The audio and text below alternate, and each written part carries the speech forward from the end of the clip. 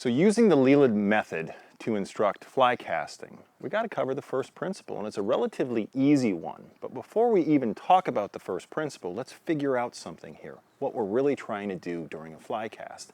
And the simple answer is, we're telling the weighted fly line where we'd like it to go. We want to do this efficiently.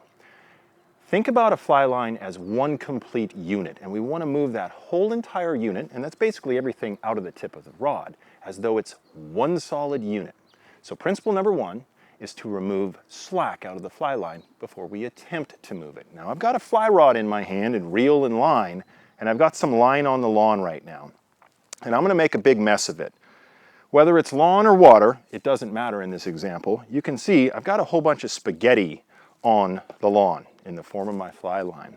If I were to attempt to move it right now, kind of in a fly cast, I'm going to do a slow motion move. Pretend this is my rod and I'm slow motion casting it. I'm moving my rod, I'm moving my rod, I'm moving my rod, I'm moving my rod, I'm moving my rod, I'm still doing it, and only now have I begun to move the fly line as one unit. So effectively, all that movement with the rod was a waste. All of it was a waste. Let's replay this. I'm going to remove the slack now, and we can do that same slow motion cast once again. Starting with my rod, imagine I'm casting it, just slow motion though.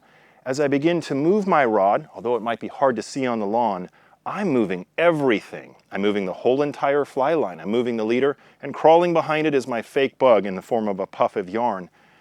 And that fly line started moving instantly when I started to move my rod, and that was because we had removed the slack.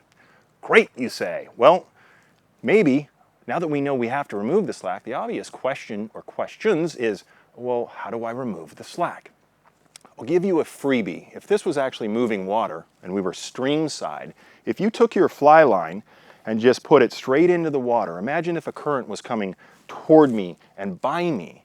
Well, you can probably already finish the sentence. Mother Nature, and physics in the form of moving water, is going to take my fly line downstream, and in the process, it's going to remove all the slack in my line, and now I can begin to move it efficiently. So that's one option. Simply put your line in the moving water and let physics, Mother Nature, straighten your line out for you. Well, here's another option for you too. Not only is this rod used to amplify my work when we're casting, it's also got some length to it. This one's an 8-footer, it's my favorite, but some people have 9-footers. Well, if you just start to lift the rod upwards, you'll notice that the slack that was on the lawn starts to disappear.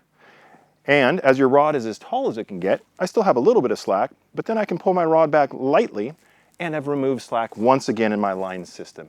It allows me control back over the fly line. So lifting your rod higher and pulling it back is another option to remove slack prior to moving your fly line.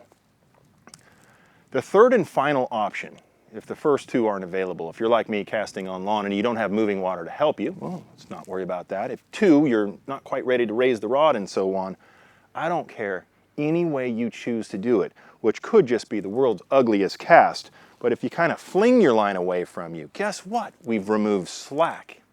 And this is the beginning for every efficient fly cast from here on. Getting the line either away from you or getting the slack out of the system now allows us to start to efficiently move the fly line as one entire unit. That's it, folks. That's principle number one. Get those spaghetti piles out of your fly line. Doesn't have to be laser straight, doesn't have to be absolutely slack free, but let's get the bulk of slack out of the line before we use it. If this made sense for you, you're now ready for the second principle. And there we're going to teach you how to pull the fly line. So watch the next video on pulling the fly line.